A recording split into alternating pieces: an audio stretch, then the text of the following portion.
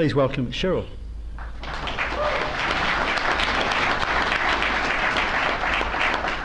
Thank you, thank you very much. Thank you, Jim, and thank you to Ben and Andrew for inviting me to talk to you today here, and thank you to the VUFOA team, who I know have put in a lot of time and effort to putting this conference together, and I know because I've been a conference organiser myself, and it's a lot of work, so well done, well done. Right. Is the mic on? Is it on? I've got to be down here. Yeah, maybe. Whoop.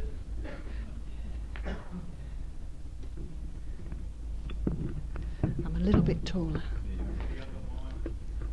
The other mic. This mic? Oh. How's that? This mic? I'll move over here. How's that? Is that okay? Can we hear? Yes? Oh, great, great. Okay. Rupert Sheldrake said that 96% of the universe is now thought to consist of dark matter and dark energy. What that shows is that regular physics, chemistry and biology are only dealing with 4% of the reality that science itself says exists. Interesting statistics, isn't it? What that means, though, is that we're looking at anything, really, through this keyhole perspective. So that keyhole represents, I guess, 4% of what we're seeing, and the other 96% is everything else. So when we bring that to bear to the UFO subject, it means that we're going to come up a little short. In fact, we're going to come up a lot short. So, and we're going to get things wrong. That's okay, that's how human beings learn. And our understanding and our perception is in a constant state of flux as we're coming to know things and integrate it and forming an understanding. By the time we've done that, there's something else to move on to. So as UFO researchers, we have to be quick on our feet. We can't be seduced by things or information that we want to hold as true forever, because that's not the way it works. We are growing ourselves to meet the UFO phenomenon. That's how I see it. And the UFO phenomenon is the greatest mystery of our times, I believe. So we need to muster everything we can to bring everything that we can to the table to unravel it, because it is multifaceted and multi-layered with a dash of the absurd to us, and also sometimes the paranormal, and I would even venture to say the mystical. So we need to bring philosophers and scientists and historians, theologians, UFO researchers, focusing on what UFO witnesses are telling us and trying to make sense of something that often seems nonsensical. So I've been speaking to people who've had close encounters for 27 years, and in that time I've facilitated 3 close encounter groups for people just specifically who've had encounters. I've just started another one. We've had our first meeting last month or the month before. I've heard some incredible things that really can do your head in sometimes, and you come away hearing their stories and thinking, what am I hearing? What is this all about? Well, it's just so crazy sometimes, and yet it's happening and it gets repeated. So the people who report close encounters are suggesting or thinking themselves that they're making contact with something other what? And it's some sort of non-human intelligence that is sometimes appears in the physical form, and it can be as nuts and bolts as, a saucepan at home in the kitchen, and at other times it's not. and it's completely non-physical.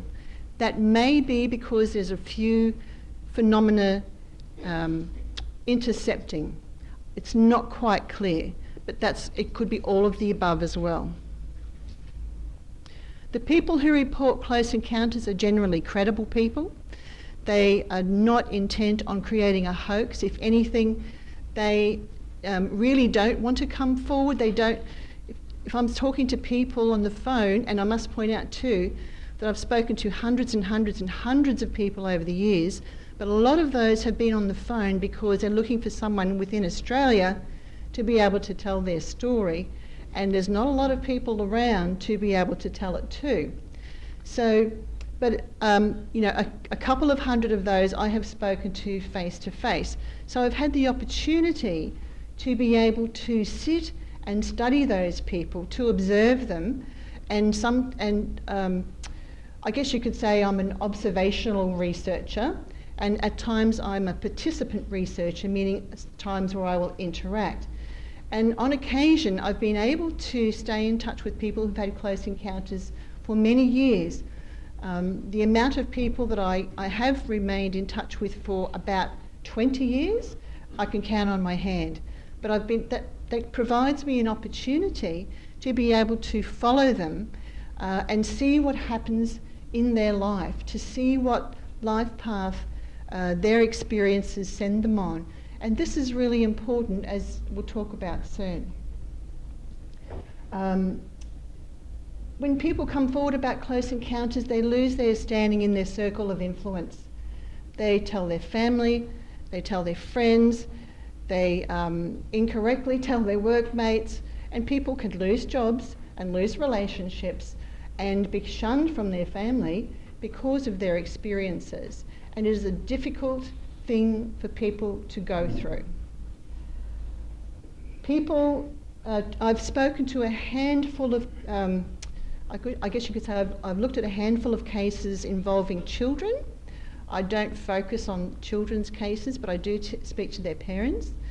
And those children are too young to be influenced by the media when they're telling mummy and daddy about something that's been going on. So, and one example of that was a few years ago, a woman rang me and she had about 5 children, and her youngest, who was 3 or 4 at the time, I think, she was saying, "Mummy, the little men are coming to get me again tonight." And they'd been coming to get her fairly regularly. And Mummy says, "Really?" And the little girl goes on to tell Mummy that they're coming in through the window and they're coming and they take me away. And when I'm away, I'm seeing glass vats filled with liquid, and in that liquid are animals that have been dissected. And I don't know about you, but in the children's shows, even if that child was able to see that on TV, I don't think children's shows actually showed that sort of thing. So, we have reports of cases like that which make you stand up and pay attention about, what might be going on here. There don't seem to be any psychopathological explanations to the people who are having encounters. There's a great book called UFO Dynamics by Dr. Berthold Schwartz, and the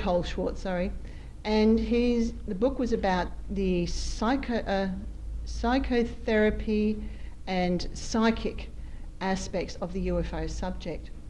And he said in all the years that he had been seeing patients, he had never actually come across anyone who needed to be hospitalised or put into some sort of institution because they're seeing UFOs. Not that, because he always thought they were actually normal people having extraordinary experiences.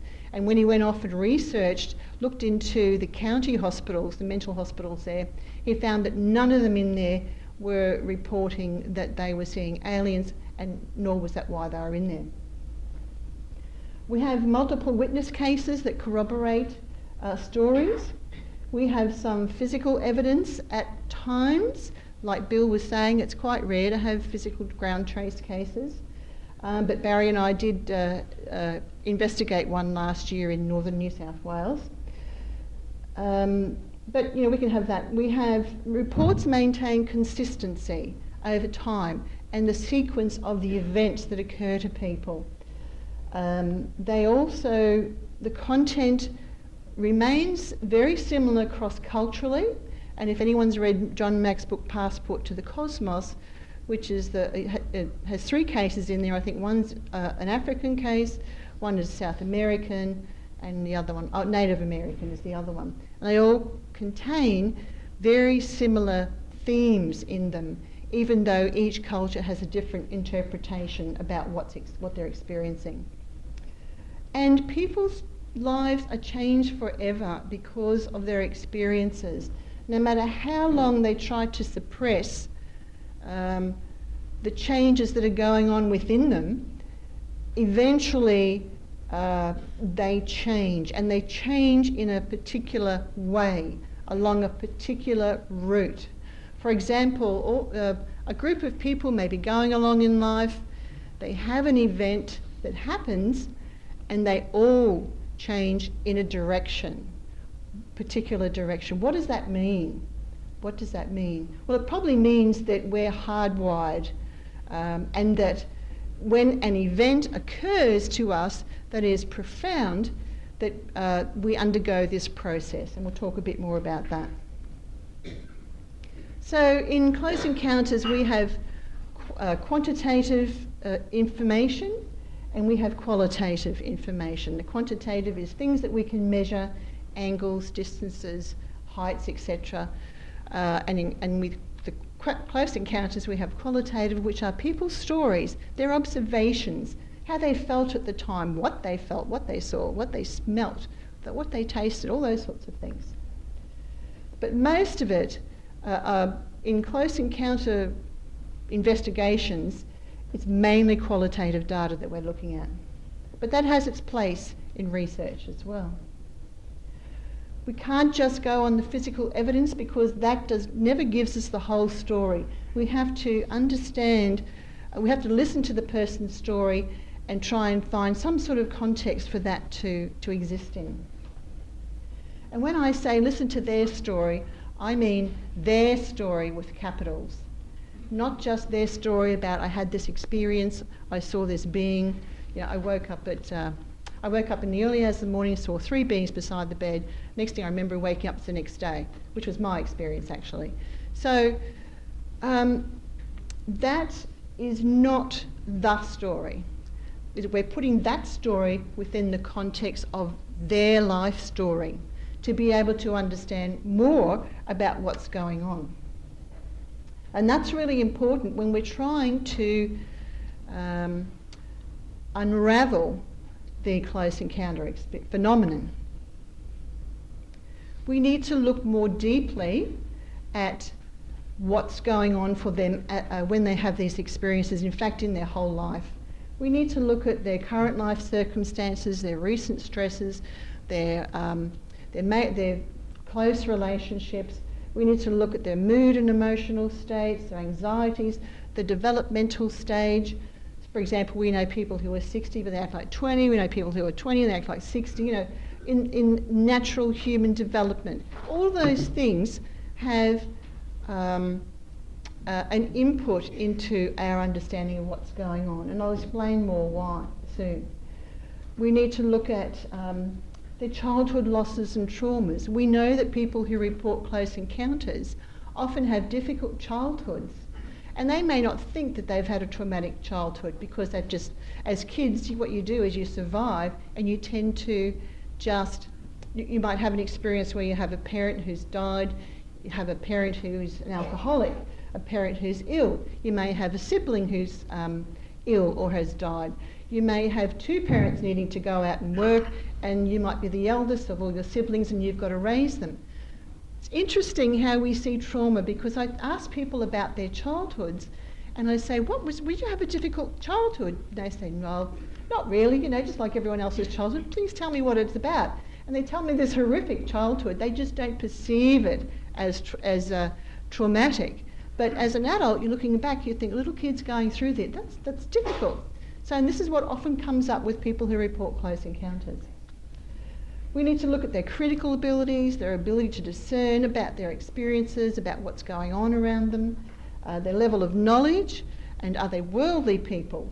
We need to, I also look at whether they're reclusive, they're loners, introverts, extroverts, and a term I coined some years ago was edgelings, because they typically have what I think is they live on the edge of society in many ways. They don't, the people I deal with anyway, they don't particularly fully integrate and become a part of mainstream society. That's not what they do.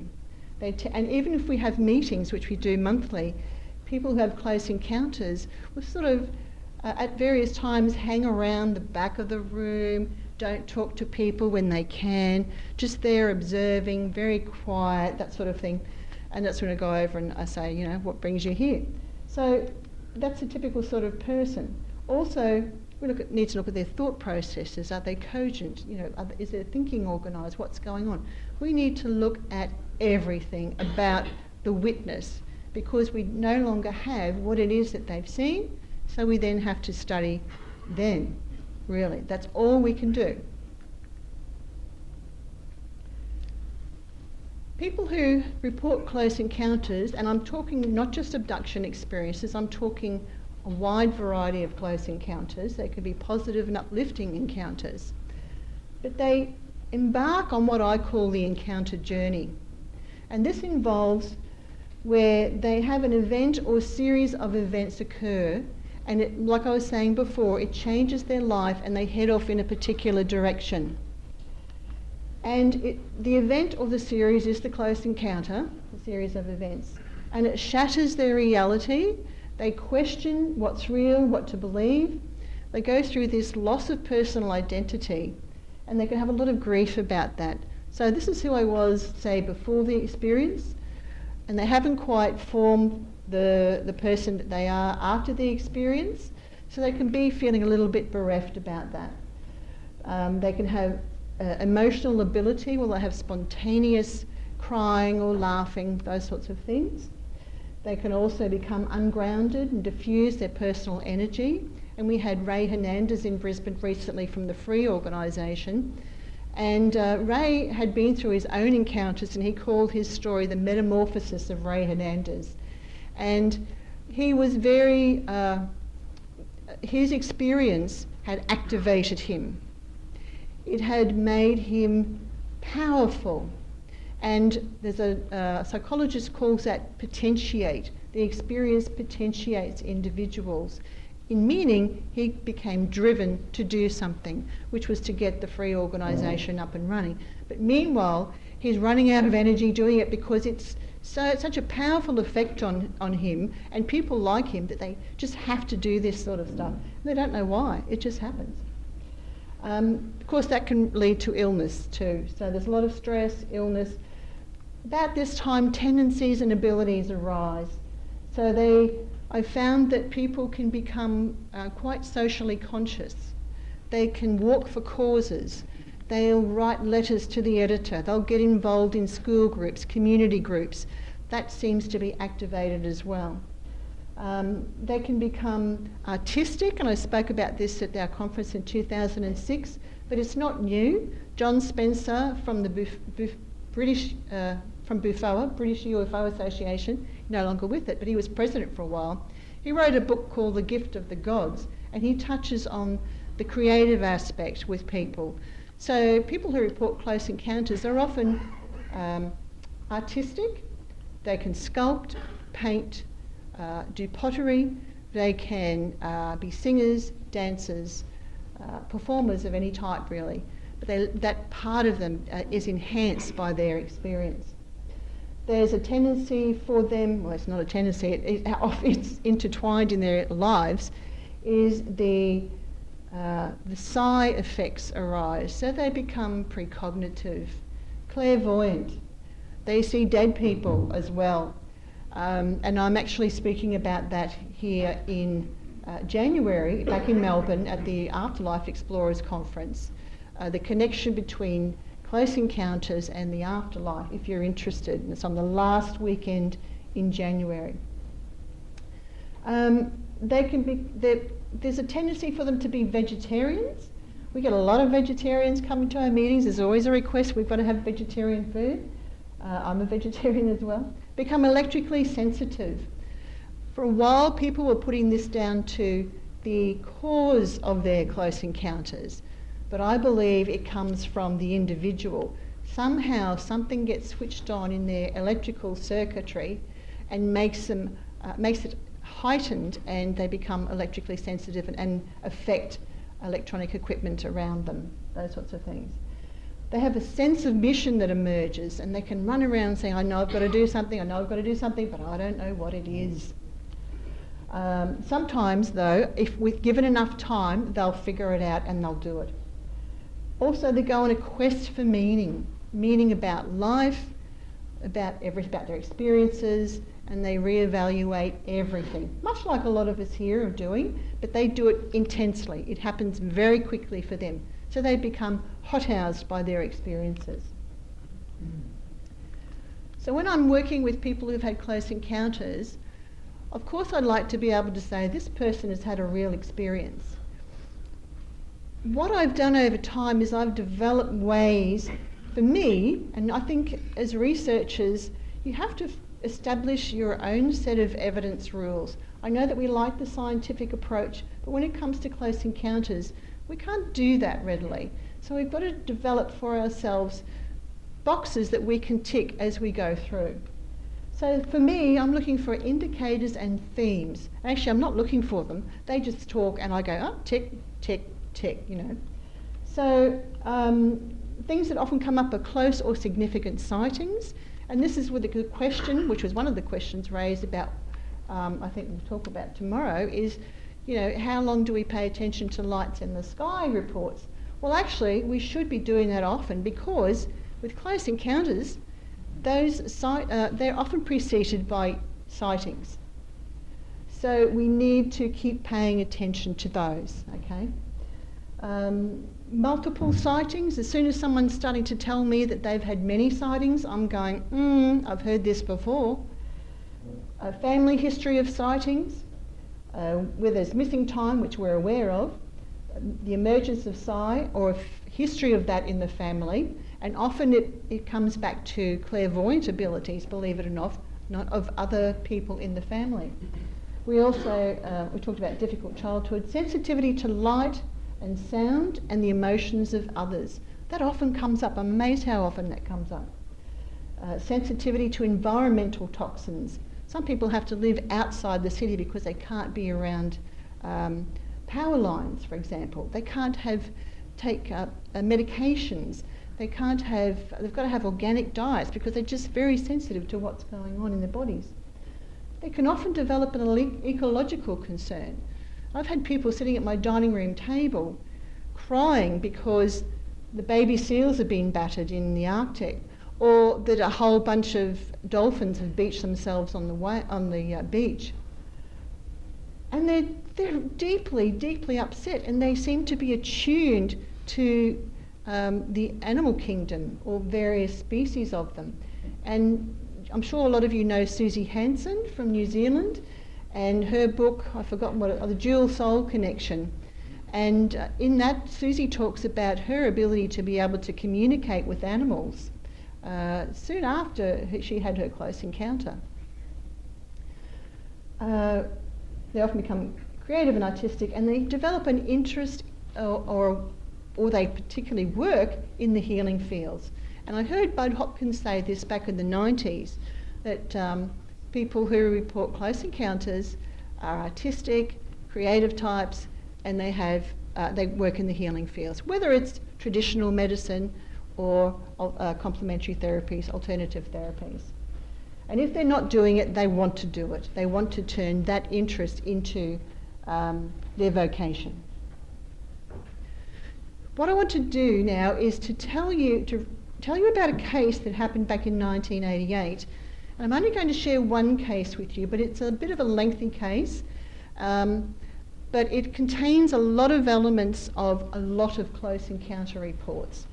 So if you can bear with me, I'd like to read it to you because I really don't want to leave any of it out.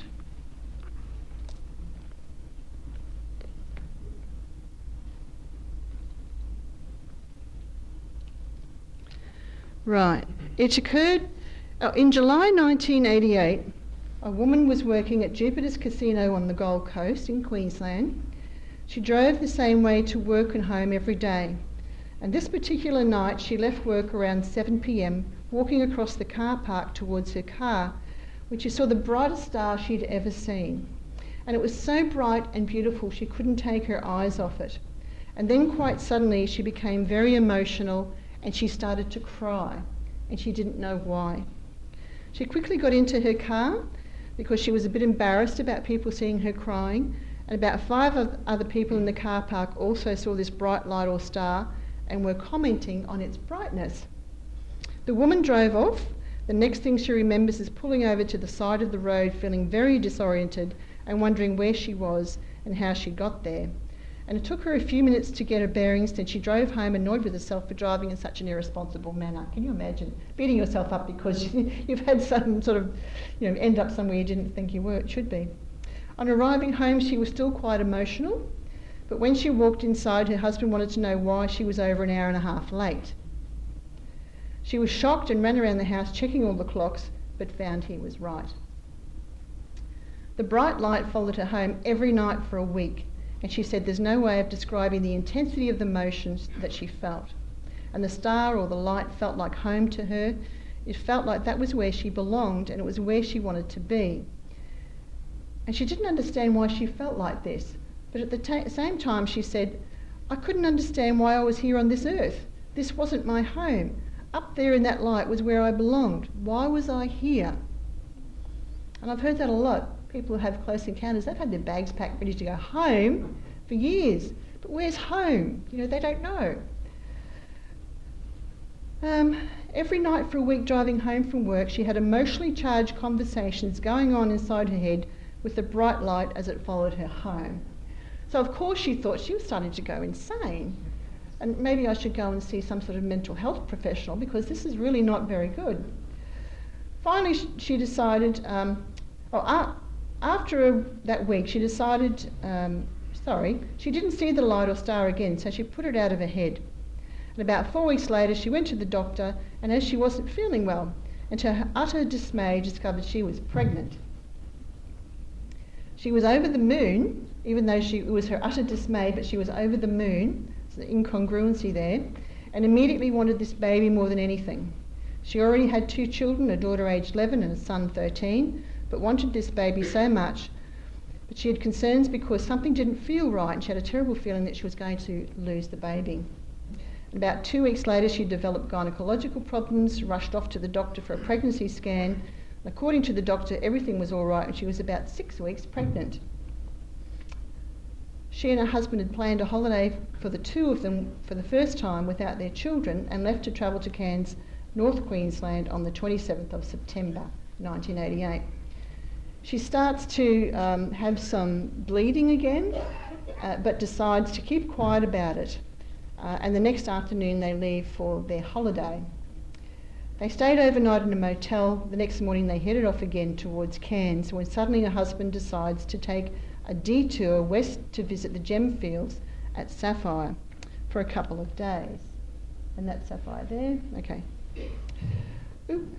They arrived in Sapphire at about 4:30 p.m. on September the 28th, 1988. The place consisted of one corner shop and a few scattered houses. The rest of Sapphire comprised of big open fields where people go to dig gems. And as they were driving around looking for somewhere to stay, the husband turned down a dirt road, and quite suddenly and with no warning their car broke down. And it was 5 p.m. and they were miles from nowhere. Her husband starts tinkering with the engine and she walks over the hill to see if there's anything in the area. She sees a sign on a tree which says Sunrise Cabins with an arrow pointing up the hill. So she goes up the hill and to her amazement there is a camping area there. This is the gem fields, which is now called the Sapphire Caravan Park. There were several stone cabins and about 5 on-site tents, but she chose an on-site tent. Meanwhile, her husband gets the car working and drives to find her.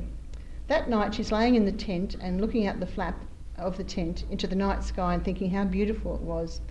Suddenly, she sees a very bright light and thinks it looks like the same light or star she saw back in July. Then as she watches it, it seems to get closer. This is what she saw. She then sees boomerang-shaped objects coming out of this light, and her last thought is, my God, if they are what I think they are, then UFOs are real because I'm wide awake and I'm really seeing this. Then everything changes, and this is where it gets really interesting. Suddenly she's no longer in the tent, but has no idea where or how she got to wherever she was, nor did she care because she had absolutely no fear at all. She finds herself standing on a deserted street, and the street appeared to be L-shaped, and there were no people or cars on this road.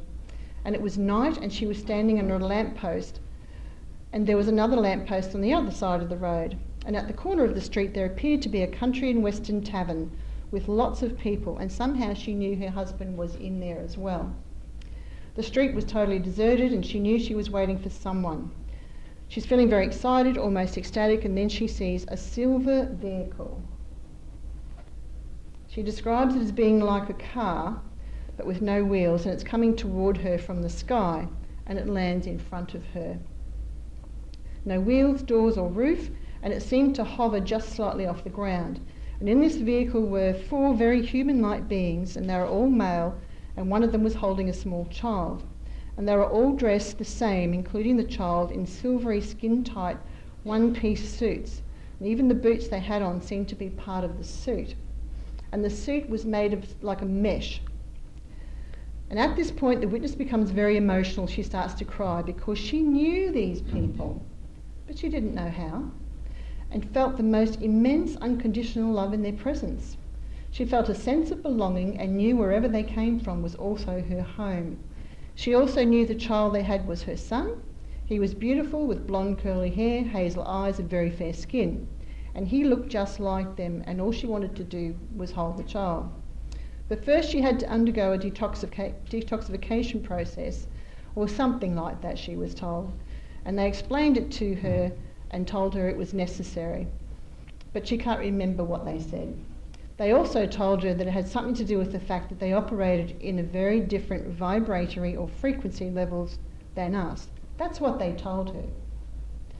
She remembers being told that she was to be put through a purification process because there was no contamination in their world, and this would ensure that she didn't pass on any impurities through her contact with them. This is the description.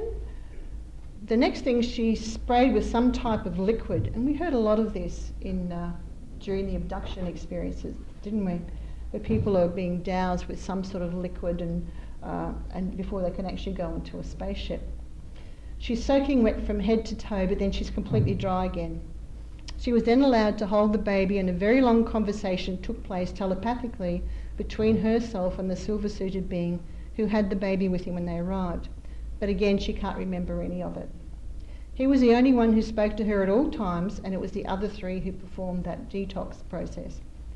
When the conversation was completed, she turned around and saw her husband walking toward her as if in a trance. And as he got closer, she said, "Look, sweetheart, this is our son. Isn't he beautiful?"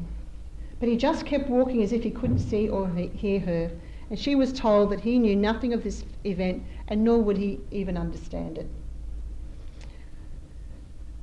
She was then told the reason they brought the baby to her was to show her that he was perfect and she wasn't to worry. She then broke down and cried and told the silver-suited being that she couldn't bring this baby into the world just now because the time wasn't right. She also said that she thought something was wrong inside of her, but this being kept assuring her that everything was perfect and she wasn't to worry. The next thing she remembers is handing the baby back to him and begging him to tell the baby that she loved him and they'd be together soon, but now it wasn't the right time because she thought there was something wrong inside of her. Is that the wind-up? Cool. Somehow she knew the being understood everything that she was thinking and feeling if she didn't quite understand it herself. Then suddenly they were all back inside the silver vehicle. She was still crying and sobbing, saying that she wanted to go with him. And she was begging them to take her, saying she couldn't bear to stay in this world anymore. She couldn't understand why they were abandoning her, leaving her behind, but then she was told her time here was not yet at an end and she had to stay. She also knew that her son came into this world, that this life was not going to be an easy one. So basically, and I'll speed it up now, she went, I've just lost my place because, where are we? There's always sometimes there's an advantage in paper, isn't there? Anyway, she sees the silver vehicle go back up into the sky, disappears over the treetops. Next thing, she's back in the tent. The next morning, while she's in the tent, she has a paralysis experience. The next morning, she has a nagging feeling that something had happened through the night, but she couldn't remember what, so she put it down to one of those dreams you have but you don't remember. 5 days after the experience, she miscarried while still on holidays. The doctors couldn't find a fetus, so they assumed she had lost it before arriving at the hospital. It took nearly 4 hours to get to the hospital from where they were, so if she'd lost anything, it would have been in the car. Also, when she told them she was 9 weeks pregnant, they told her she must be mistaken. The doctor said she'd gone through an actual labour, and with the amount of afterbirth present, she would have been no less than 14 weeks pregnant, which she found impossible to believe. And 2 months after that miscarriage, she fell pregnant again, gave birth to a son 9 months later, who was the exact duplicate of the child that she'd been shown in her experience. Very interesting story. Well, that was just a description of the... So what I wanted to talk to you about quickly now was the themes. We're looking for themes when people report close encounters, aren't we? And if we can gather all those themes together out of all the cases that we interview people about, and then focus on each theme individually, then we can do a thematic analysis and we can gain a lot more information out of just one theme. For example, when someone remembers an experience, how long is it between when they have the event and when they remember the experience? And what triggers that memory? We need to study all those little fine details. We just hear the stories, but there's a lot that is glossed over in our understanding. So we need to break it all down more. I was asked to say, what specific techniques do you use? Well, I use everything. I use everything and anything that works when I'm talking to people who have close encounters. Science has its place, it has its proper place, and it shouldn't overstep its boundaries. Science has its own challenges and shortcomings, like anything else. People like to delve into their experiences with hypnosis. Bud Hopkins said in a conference in Sydney in the 90s, if it ain't broke, don't fix it. Don't go there if you don't need to go there, okay? If you're having a normal life, just get on with it. This is something I wanted to introduce to you. This is a system, a colour therapy system, and it's really, it might look a little bit New Agey, a little bit flaky, and if you look into Aurosoma, it will seem like that. But really, it's based on colour psychology. And in this collection of colours, when there are 3 colour choices in there that indicate that people have had close encounters, or they have implants, or they're having interactions with something otherworldly. So it's something that I wanted to bring your attention to, because it's the way that the system came into place was through someone having a close encounter with some other. Another thing I've tried is the Lucia colour test. And I did a very brief experiment at a conference in 2003, and I went through, did a little questionnaire, asked people to make a colour selection, and people who reported close encounters picked particular colours over and over again. What I'm trying to do here is show you there are other tools that we're not utilising, and we can bring it to the close encounter subject, because you can't bring science. Science is, the close encounter phenomenon flies in the face of science. Actually, if you ask me, the UFO phenomenon in general flies in the face of science. So I don't understand why people keep insisting we use a scientific approach only, you know. It doesn't make sense, there's an incongruency there again. I've got a friend staying with me at the moment who's a medical researcher. She's also a kinesiology trainer, a world-class kinesiology trainer. And she utilises muscle testing for physical problems, for nutritional aspects of people's health. And a couple of times in the last 20 years, she's accidentally come across a mode, which is what kinesiologists use. Any kinesiologists here? No? Okay. Well, they have various points on their hands that they can use as well, where they can touch it, if I can touch you, and they'll do muscle testing on someone while they're asking questions. They don't have to ask those questions out loud so the witness can hear it. They can ask it themselves. Okay, and when she was doing that, two people were telling her that about a close encounter experience that they had, and a mode came up for there. So she's really excited about that, and she'd like to do a bit more research about that. I like to use the eclectic approach to the UFO subject. Use everything. Get out there and educate yourself, and bring that self-education, which you're not going to get in university, bring it to the UFO table. What I've learned about close encounter investigations and research is we need to broaden our information collection. We don't know what's relevant to the UFO subject, not fully. I talked about the encounter journey, about themes and indicators, but we don't know what's going to come up in the future in the UFO subject.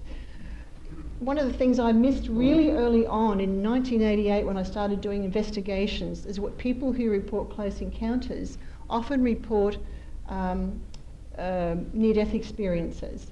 And at least half of the people I spoke to, I didn't keep statistics, but about half of them also report that as well. Well, what does that mean? What does it mean that people who have close encounters also have near-death experiences, or at least some of them? Does that have meaning? Also encourage witnesses to include the weird components, no matter how weird they are, no matter how weird it sounds to us, okay? We've got to put where we are in our own growth on the back seat, and we've got to be able to just listen to everything and write it down or record it or whatever. We need to improve our understanding of responses to UFO events. What does it mean when people behave in this particular way after they've had experience? That's significant, and it often gets overlooked. I think we need to work to legitimise close encounter research. I think that speaks for itself. We need to investigate using multiple methodologies, and we need to listen to the witnesses. Don't talk at them, just listen. And like Bill said before, go there and be a sponge. But don't do it in a negative way, because sadly I read something on the internet recently where someone said UFO researchers are like mosquitoes. They suck your blood and then they leave. And I thought, that's really awful. That's really awful that people are getting that experience with UFO researchers. We've got to do it delicately. And whether you like it or not, you're going to play a therapeutic role of some description. And if you don't want to do that, don't do it. I just wanted to leave you with a statement by Berthold Schwartz, and he said, "The future might have been delayed, but it cannot be denied. We're going to understand the UFO phenomenon one day. Probably won't happen in our lifetime, but it will happen. So stay in there. It'll happen." Thank you.